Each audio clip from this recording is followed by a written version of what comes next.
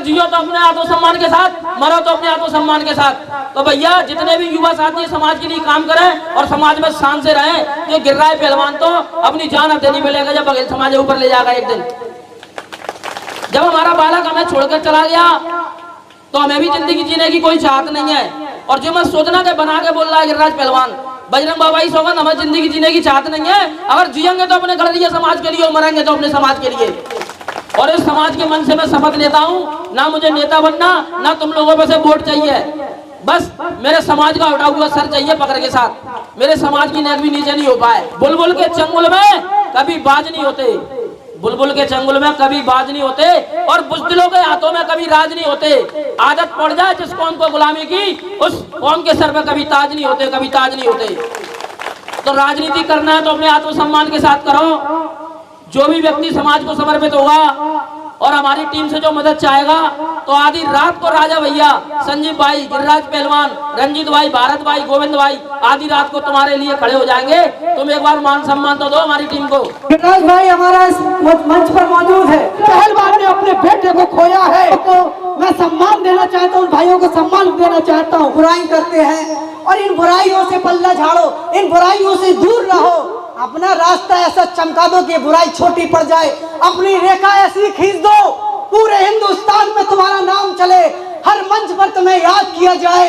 बुराई करने वाले भी तुम्हें याद करें, तारीफ करने वाले भी तुम्हें याद करें। अपना ऐसा मुकाम हासिल करो।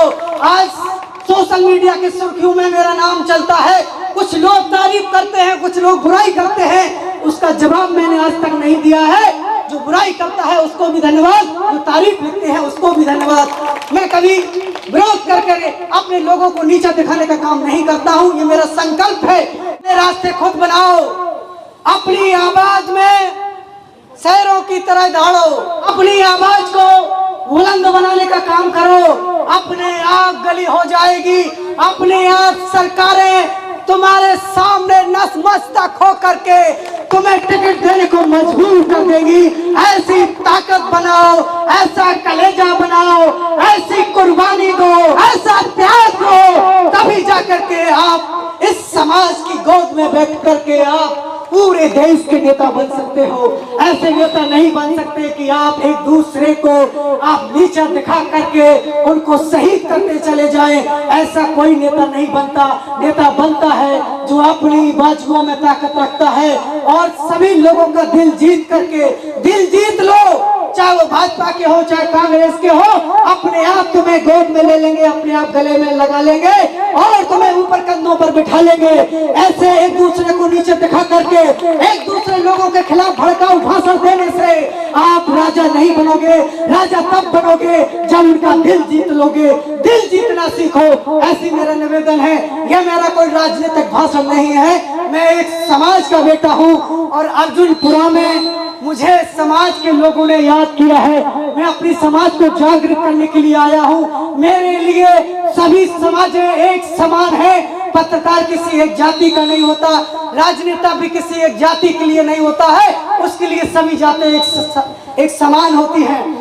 आज हर गांव में, हर पंचायत में बाबा साहब भीमराव अम्बेडकर की मूर्ति लगी होती है, जिसको माला पहन करके हम उनका संग्राम को याद करते हैं।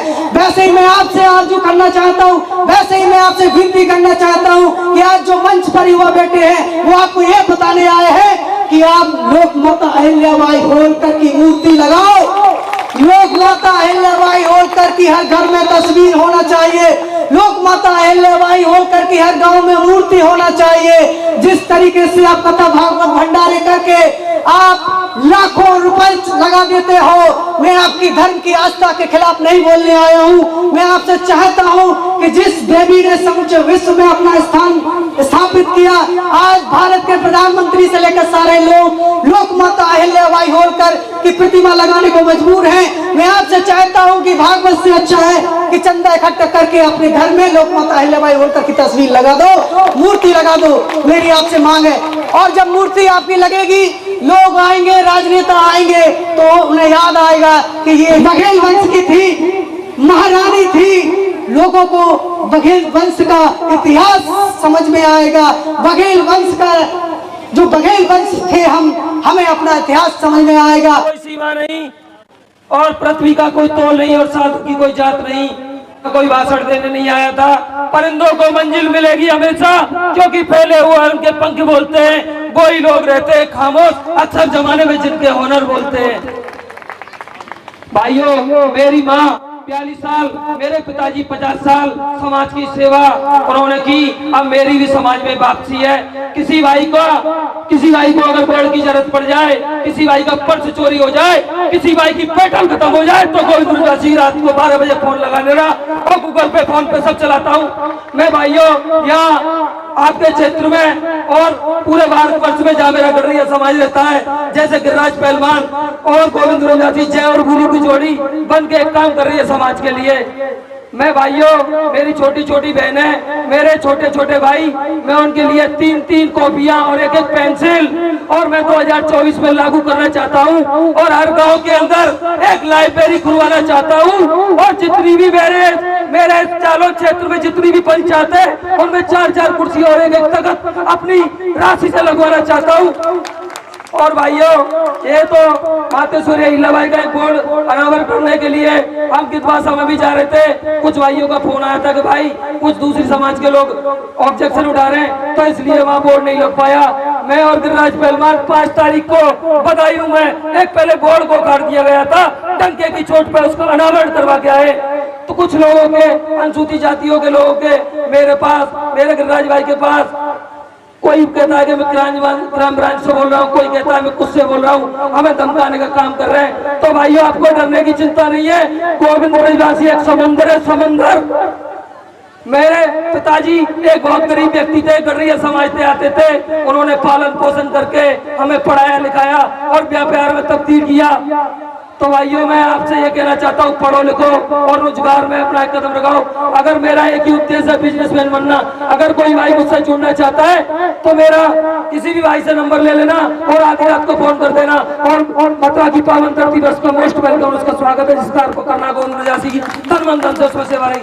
और मेरे जितने भी भाई कोई इस क्षेत्र में चुनाव लड़ना चाहता है, उसमें पूर्ण भागीदारी गोविंद गुरुदासी की रहेगी, तन मन धन और गाड़ी और घोड़ा खाने पीने से। अपनी 350 किलोमीटर से चल करके यहाँ आपके बीच में आया हूँ। अगर मुझसे कोई गलती हो गई हो तो मुझे माफ कर देना। आपका छोटा भाई गोविंद गुरुदासी। समाज को इतिहास बताने की जरूरत है, दुर्दशा बताने की जरूरत नहीं है। इतिहास ठीक कर लेगा तो ऑटोमेटिक सही हो जाएगा। किसी की दुर्दशा बताने से हम लोग भले नहीं होंगे। तो कि आप लोग महेश्वर चलिए और समाधि को देखिए। जो हमारे समाज के युवा भाई अच्छे अच्छे वक्ता है, वहाँ से बोलने का और अच्छा लहजा निकलेगा, जो हमारे समाज के लिए वो जैसे कहते नहीं है कि अमृत, वो अमृत होगा। शब्दों को ही सुधारना है। इतिहास को, जो टूटी फूटी इतिहास को हम लोग जान रहे हैं, वो सही इतिहास रख देंगे। भागीदारी तो देने में ऐसे ये पैर पे गिर के देंगे, हमें कोई जरूरत नहीं है भीख मांगने की। हम राजा खानदान से हैं और राजा बन के दिखाएंगे। जय मल्हार, जय माँ अहिल्याबाई। तो लोगों को बुरी लगी, लेकिन आप खड़काए दे रहे हैं। क्या हम तो है बुंदेलखंड सेवड़ा है, कहाँ आपको सब जानते हैं, बुंदेली बोले। मिलने गई साहब, हम और अर्जुनपुरा के हम मिले थे फलाने दद्दा, और मिल गए सेवड़ा के। सो जा रहे इंदुरखी में मेला में बेला बेच गए, और जैसे ही बेला बेच में गए, मिलने की राम राम, मिलने की राम राम, और पीढ़ी लोग जानने कहाँ के हो, नहीं अर्जुनपुरा नहीं तो मिलने की हम सेवड़ा। मिलने की फलाने लगता हमारे ब्याह है, तुम्हारे गाँव में हाउ मिलने की तुम्हारी मोड़ी ब्याह है। सो झूठे जाटे जाने काका के नातेदारी जोड़ के अन्य समाज के संगे भी हो, चंपकेलन के संगे हो। तुम तो हमारे सड़वाई हो, तुम तो हमारे मामा के लड़का, तुम हमारे फूफा के लड़का, तुम हमारे चीजा, तुम हमारे सारे, हम तुम्हारे चे, हम तुम्हारे पे, और जैसा ही गली बोट की चोट। तुम बिल्की की बातें कर रहे हो, तुम भारत की बातें कर रहे हैं, तुम गुजरात की बातें कर रहे हैं। तब ये जा रहे हैं ना अपना पैसा खर्च करके। आप तो गांव से नहीं निकल पा रहे। अगर इनको हम बढ़ाएंगे नहीं, इनका हाथ पकड़ के अगर हम मन से नहीं खींचेंगे इनको, अगर हम लाख पकड़ के बार बार खींचते रहेंगे ना, तो आप एक बात और बोल रहा हूँ, एक पीढ़ी सो हुई थी, उसके बाद एक पीढ़ी और सो चुकी थी, और जो आने वाली पीढ़ी 2023 के बाद जो नवयुवक चाह रहे हैं कि मैं विधानसभा बनूं, मैं जिला पंचायत अध्यक्ष बनूं, मैं जनपद पंचायत बनूं, इसके बाद आपको जगाने वाला कोई नहीं होने वाला। क्योंकि मैं आपको एक छोटी सी बात कह के दे देता हूँ कि आप बताइए आपके गाँव में नवयुवन में कितने लोग वोट गा रहे हैं? बता सकता है कोई के वोट है? को गा रहा हो? अपना देवता तो वोटे से आता तो नहीं, अब तो राजस्थान से लेके आते हैं सब ने, करौली से और कहाँ जाते हैं सब ने वोट गा रहा है। एक आध आपके जाता है इसलिए माना जाता है क्योंकि उनकी भुजाओं में ताकत अंदर ताकत है कि अपनी अपनी विधानसभा को लौटते हुए लखनऊ और भोपाल की विधानसभा में आप सब लोग पहुंच सकते हो। बस आपको कोशिश करनी पड़ेगी, क्यों भाई कहा भी गया है लक्ष्य न ओझल होने पाए, कदम मिलाकर चल सफलता एक दिन कदम चूमेगी, आज नहीं तो कल। ग्राम अर्जुन के लोगों को हमारी टीम की जरूरत पड़े, आप रात को 12 बजे कॉल कर लेना, हमारा पाल बगल युवा संगठन रात को 12 बजे आपके यहाँ उपस्थित हो जाएगा। ब्रजवासी गोविंद जी, आपका उद्देश्य क्या, क्या लक्ष्य क्षेत्र में काम करने के लिए? मेरा एक ही उद्देश्य है, मेरे जो बेरोजगार युवा साथी भाई हैं, एक आंधी चला रहा है गोविंद ब्रजवासी व्यापार की। अगर कोई भाई गोविंद ब्रजवासी से व्यापार से जुड़ना चाहता है तो मथुरा आइए, और मथुरा में हमारी फैक्ट्री में आकर काम सीखिए, और नई नई फैक्ट्री में अपने पैसे से और अपने दम पर लगा के देंगे। जैसा कि अभी आपने मन से जो घोषणाएं की हैं कि आप पंचायत में केवल कुर्सी, जो ब्रजवासी बोलता है वो सत्य बोलता है, ब्रजवासी कभी झूठ नहीं बोलता, क्योंकि गोपाल जी की अनंत कृपा है और मातेश्वरी अहिल्याबाई का पुत्र हूँ मैं, इसलिए समाज की सेवा करना चाहता हूँ। और मैं तो ये कहना चाहता हूँ, मुझे गाँव जा करके भाई मेरे जैसे सोनू जैसे हैं, और राजपाल भाई जैसे हैं, बागला जैसे हैं, और ये अखिलेश भाई जैसे हैं, मुझे बच्चों की लिस्ट ला के दें, और अगले महीने से कॉपी बंटवाने का काम गोविंद ब्रजवासी करेगा, वरना कॉपी खरीदने की, किताब खरीदने की जरूरत नहीं। ब्रजवासी जी, आपने इतनी दूर से आए, 350 किलोमीटर दूर से आए, आपने ये क्षेत्र क्यों चुना आपने? मैंने ये क्षेत्र पहली बार मेरी राजा भैया पाल से मुलाकात हुई थी बहट गांव में, तो मैंने एक प्रण कर लिया था, मेरा राजा भैया पाल से मिलना क्या हुआ, उन्होंने मुझे समाज सेवी बना दिया। तो उस दिन से मैंने ठान लिया था यार मुझे समाज की सेवा करनी है। व्यापार तो मेरा चल ही रहा है, व्यापार में कोई घाटा नहीं है, मैं भी समाज की इसके साथ साथ समाज की सेवा भी करूँगा, और मैं तो जागरूक हो रहा हूँ। मेरा माल भी बिक रहा है, जा रही हूँ भाई मेरी दुकान पर, तुम्हारे चैनल के माध्यम से माल लेने जाते हैं। ब्रजवासी जी, किस तरीके से आपके अंदर जुनून है जो आप आर्थिक रूप से लोगों की मदद करने का काम करते हैं? मेरे ऊपर मातेश्वरी अहिल्याबाई की अनंत कृपा है, जो देती है वही देती है, और मैं समाज की सेवा कर रहा हूँ, और उनके आदेश के पालन ही समाज की सेवा कर रहा हूँ। हमारे बड़े भाई राजा भैया पाल हैं, वो भी एक समाज में मातेश्वरी अहिल्याबाई के आशीर्वाद से कर रहे हैं। तो मैं युवा शक्ति को ये कहना चाहता हूँ, भाइयों एक अलग जगाने का काम करें। तुम्हारा भाई 27 बोर्डों का अनावरण करा चुका है, और तकरीबन 3 मूर्तियाँ मैंने अपनी गोवर्धन विधानसभा में लगवा दी हैं, और चौथी मूर्ति अब मैं जला जालौन में लगवाने के लिए जा रहा हूँ। अगर कोई भाई जगह नियुक्त करके बताएं मुझे तो। बिल्कुल बिल्कुल। तो अभी जगह निश्चित हो गई क्या? अभी जगह नियुक्ति नहीं हुई है, अभी 4 लोगों की टीम गठित की है हमने, वो अभी हमें 10-15 दिन के बाद में वो हमें जगह नियुक्त करके बता देंगे। नहीं, हम खुद अपने स्वयं अपने पैसे से खरीद के जिला जालौन में एक मूर्ति का अनावरण करवाएंगे बड़ी धूमधाम के साथ। करते क्या हैं आप? एक मेरी कॉपर की फैक्ट्री है, एक मेरी हनी की फैक्ट्री है, एक मेरे कपड़े की फैक्ट्री है, मेरी कई सारी फैक्ट्रियाँ हैं, एक कपड़े का शोरूम है मेरा, और मैं नेपाल से तांबा खोद के पहाड़ों से इंडिया लाता हूँ, उसको तांबे में तब्दील करता हूँ, उसके बोतल्स बनाता हूँ, फिर उसको रोलिंग पे ले जाता हूँ। कई देशों में मेरा माल बिकता है। तो आप चाहेंगे कि स्थानीय युवाओं को रोजगार मिले? बहुत सारे युवा शक्ति हमारे जनानाथ राजा भैया के माध्यम से बहुत लोग हमारे पास पहुंच रहे हैं, और बहुत लोगों को हमने रोजगार देने का काम किया है, और आगे भी रोजगार देते रहेंगे। तो युवाओं को आर्थिक रूप से कैसे मजबूत किया जा सकता है? युवाओं को आर्थिक रूप से ऐसे मजबूत किया जा सकता है, एक व्यापार ही एक विकल्प है जो हमारी गडरिया समाज को ऊंचले स्तर पर ला सकता है।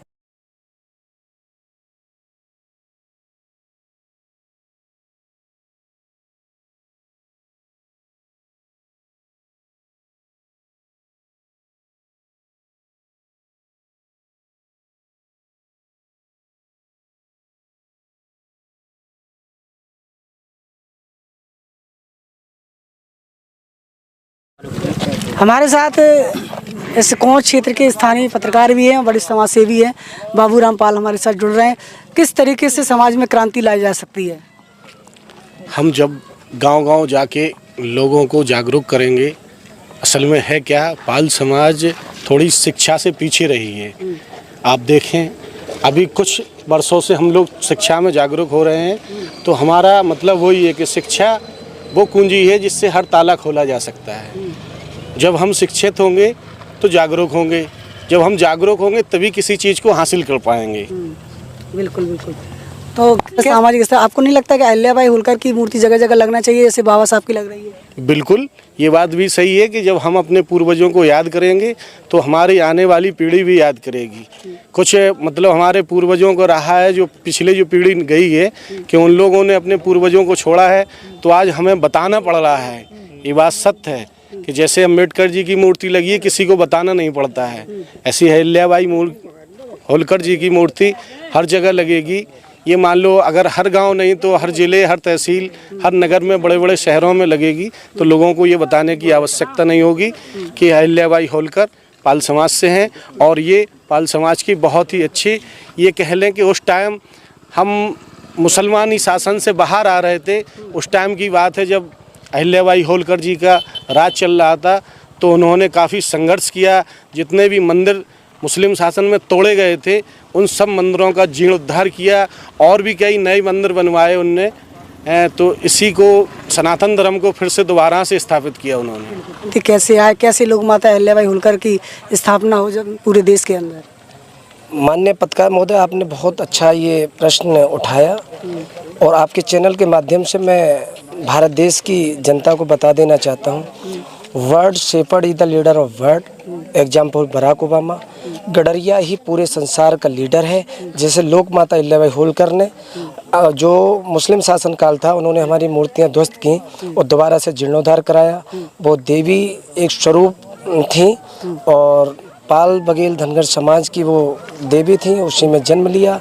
और माननीय मोदी जी ने अहिल्याबाई होलकर जी की स्वयं जयंती अभी मनाई, पिछली जो जयंती निकली है, और माननीय योगी जी ने लखनऊ में मनाई और पूरे प्रदेश भर में जयंती शोभा यात्रा निकाल गए। आज मेरी समाज माता अहिल्याबाई होलकर की जयंती के लिए बहुत ही उत्साहित है और आगे जो जयंती होगी आगे तो आप देखेंगे ये शायद भारतवर्ष में अब जागृति आई है, बहुत भव्य होगी।